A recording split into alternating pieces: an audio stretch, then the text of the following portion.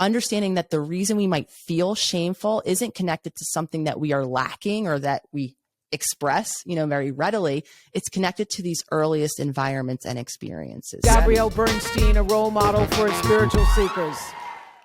Let's talk a little bit about the origins of shame, because so we're talking about a shame response, and then building up all these different ways of numbing that initial response. But the shame is there. The shame is actually important for us as children because it creates the need to be bonded to the parent. Like if the parent walks away, the shame response is to go run after the parent. But to your point, if that shame is intended to, and if that response isn't cared for with the co-regulating parent, then we're gonna find all these other ways to protect ourselves from feeling that shame.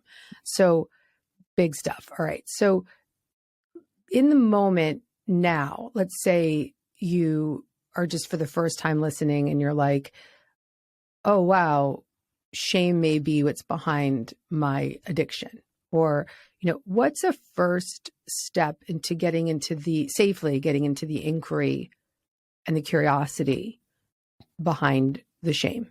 Yeah. So to go back and to speak to your point, we need those relationships because we're so dependent. We need to stay bonded to the best of our ability so that someone cares enough, quote unquote, loves us enough to continue, right, to meet our needs. And yet again, like I described earlier, we all have this usness inside of us, right? These desires, these ideas. You see it very clear in most children. They'll say what's on their mind. They'll dance around. They'll express themselves.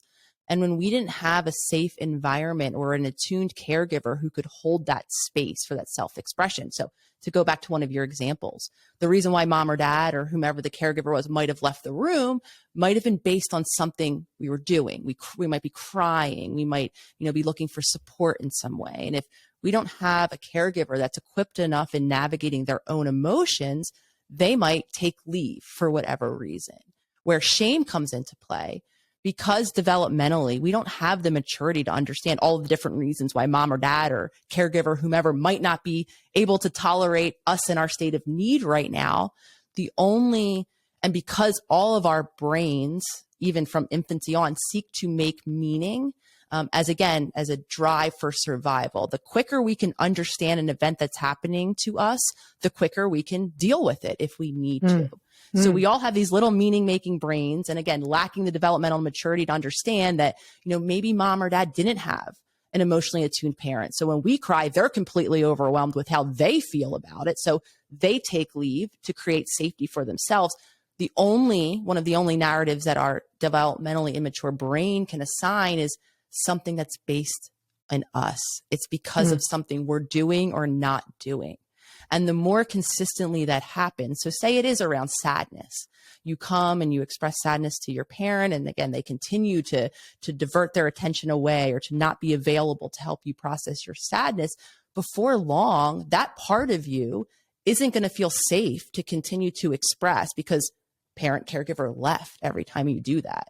So now you feel like, okay, this is a part of me that's not desirable. It's shameful. This is a part of me that I can't continue to show the world because the impact on the world is someone leaves me. I get abandoned when I'm in this state of being. So then we internalize this belief. And for some of us, we throw a lot in this grab bag of parts of me, parts in terms of parts work included, that aren't acceptable, that are shameful. Right. And then we continue again to repress. So as we're going, as on the healing journey, we have to understand that that's part of ourselves still.